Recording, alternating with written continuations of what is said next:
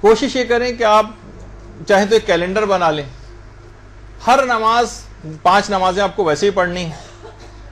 آپ ویسے تو مستحب ہے کہ نماز میں الحمد کے بعد پہلی رکعت میں سورہ قدر اور دوسری رکعت میں الحمد کے بعد سورہ توحید قل هو اللہ احد کی تلاوت کی جائے.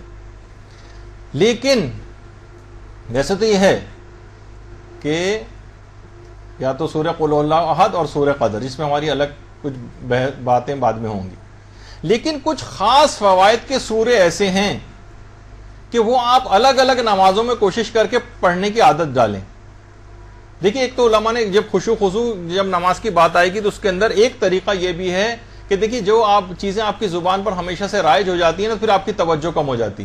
آپ اگر سورے بدل کے نمازوں میں پڑھیں گی نا تو آپ پہلے سے ارادہ کر کے پڑھیں گی. آج مجھے نماز کو شروع کرنے سے پہلے تیاری میں چیز ہے کہ آپ ارادہ کریں آج الحمد کے بعد میں یہ والا سورے کا میں نے تعین کیا ہے، یعنی یہ والا سورہ میں پڑھوں گی، اور اس کے بعد پھر دوسری رکعت میں تو چلیں قل اللہ احد. لیکن اسی طرح سے 5 نمازوں میں 5 الگ الگ سورے بھی پہلی رکعت میں آپ پڑھ سکتی ہیں. اچھا اس کا یہ کیوں ہم کر رہے ہیں؟ کچھ سوروں کے خاص الخاص فائدے ایسے ہیں جن کو بھی انسان کو حاصل کرنا چاہیے. مثلا کوئی شخص اپنی زندگی کو دیکھتے ہیں میں تو بہت ہی بدنصیب آدمی، تو وہ روایتوں میں یہ چیز آئی ہے کہ اگر کوئی شخص اپنی واجب اور مستحب نمازوں میں سورہ کافرون کی تلاوت کرے قل یا ایھا الکافرون، تو اگر بدنصیب بھی ہوگا تو وہ خوش نصیب ہو جائے گا. یہ فائدہ کیوں نہیں لیتے؟ بہت ایک خاتون تھی انتہائی پریشان، یعنی اس کی اپنی ازدواجی زندگی بہت، جیسے وہ کہتی تھی کہ میں انتہائی بدقسمتی کی زندگی گزار رہی ہوں. جب اس کو یہ والی بات پتہ چلی اس نے نماز میں سورہ کافرون شروع کی، اب معلوم چلا کہ اس کی زندگی بہت بہتری آ گئی ہے اور وہ تمام مسائل اس کے حل ہوتے چلے گئے. کچھ خواتین نے اپنا ذاتی ایکسپیرینس بھی بتایا. تو آپ باقاعدہ کہ مقرر کر لیں کہ آج میں سورہ کافرون پڑھوں گی.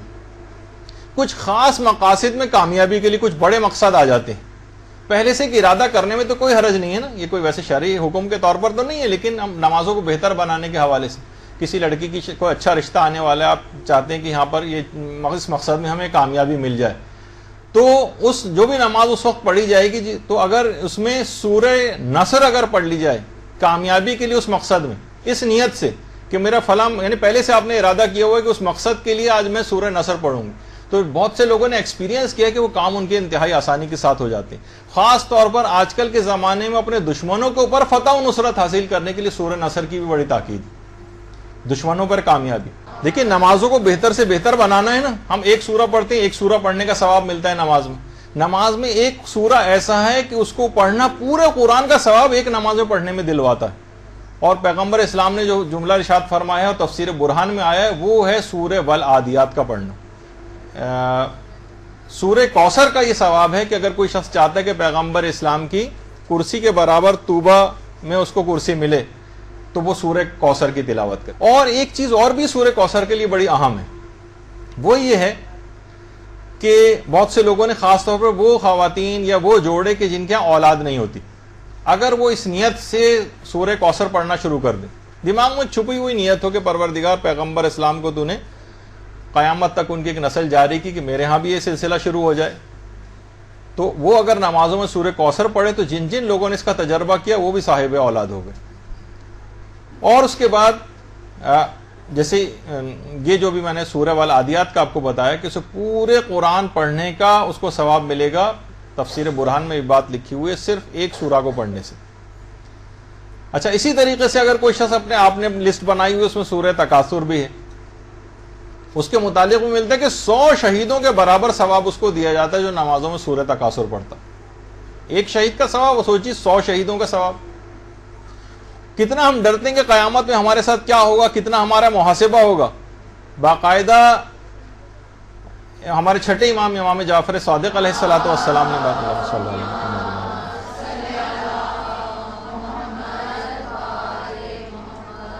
امام نے فرمایا کہ قیامت میں اس شخص کا محاسبہ ہی نہیں ہوگا جو نمازوں میں سورہ فیل کی تلاوت کرے گا.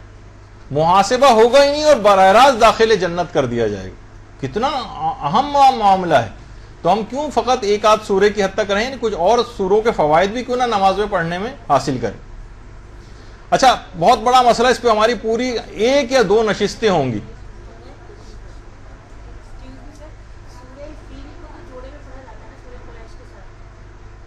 جی ہاں وہ جی بالکل وہ میں مسائل کی طرف نہیں جا رہا. مسائل تو اپنی جگہ پہ جب ہم قرات وغیرہ کے مسائل شروع کریں گے اس میں تفصیل آئے گی. ابھی تو میں بلکہ ایک صرف فائدہ بتا رہا ہوں کہ تاکہ آپ کے دماغ میں صرف یہ رہے, ایک صرف فائدہ بتاتا جا رہا ہوں, ورنہ تو اور بھی بے شمار اس کے فائدے, کو ایک فائدہ تو نہیں. تو ابھی میں یہ بتا رہا تھا کہ اگر کوئی شخص نمازوں کو قبول کروانا چاہے اپنی, کتنا بڑا مسئلہ ہے قبولیت نماز پہ, ہماری کم سے کم 2 نشستیں ہوں گی نمازوں کا جب مسائل کو مکمل کریں گے کہ کون سے طریقے ایسے ہیں جس سے ہم نمازوں کو قبول کروائیں.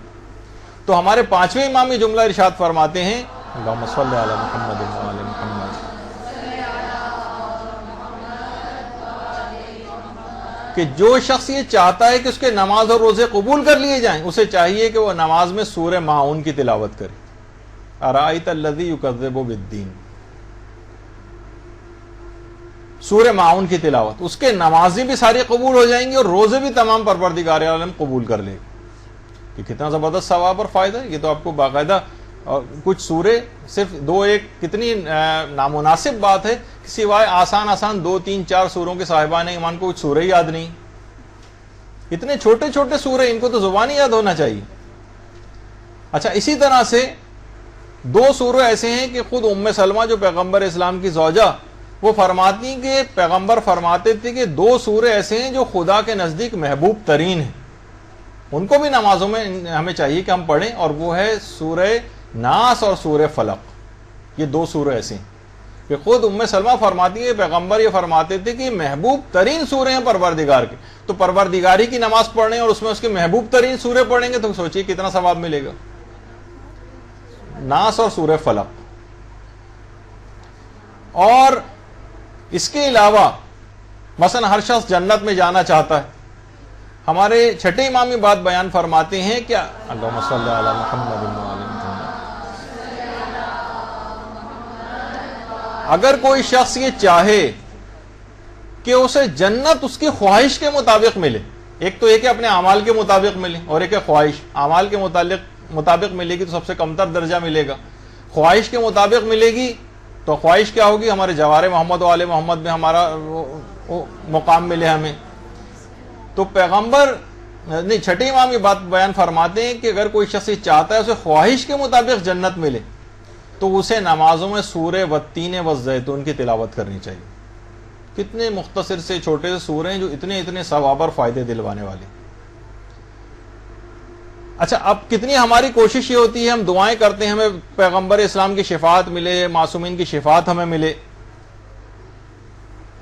تفسیر برہان میں ہے کہ ایک سورہ ایسا ہے کہ اگر اس کی تلاوت کر دی جائے تو قیامت میں پیغمبر اسلام پر اس کی شفاعت واجب ہو جاتی, واجب, اور وہ ہے سورہ والضحیٰ. پیغمبر اسلام پر اس کی شفاعت واجب ہو جاتی جو نمازوں میں سورہ والضحیٰ کی تلاوت کرتا. تو اس سے آپ اندازہ لگائیں کتنی, یعنی پیغمبر پر شفاعت واجب ہو جائے گی. ایک تو ہے کہ ہم دعا کریں, وہ تو پیغمبر کریں نہ کریں وہ ایک اختیار ان کے پاس ہے, لیکن یہاں تک یہ تفسیر برہان کے اندر باقاعدہ اس کا یہ فائدہ بتایا گیا.